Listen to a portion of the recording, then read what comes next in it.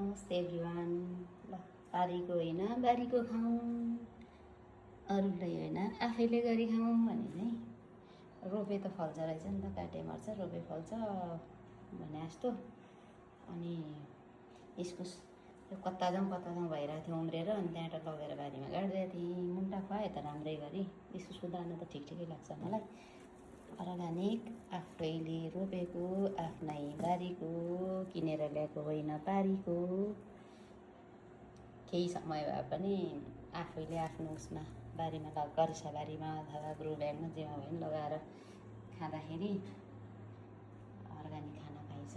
आज चाहिँ मेरो इस्कुसको मुन्टा स्पेसल। अस्ति 2 चाडा भएको थियो, फर्सीको मुन्टा मिसाएर खाएको थियो। आज यति भएछ। आज चाहिँ इस्कुसको मात्रै खाने होला। हजुरहरूलाई पनि यसो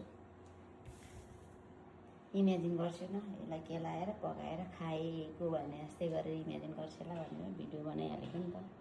के गर्नु, यसो कन्टेन्ट पाएँ नि त। अब भिडियो पोस्ट त गर्नै पऱ्यो। कन्टेन्ट क्रिएटर बन्न खोजिरहेछ है। हजुरहरूले लाइक कमेन्ट नगरे पनि भिडियो बनाउनु त छोड्दिनँ मैले।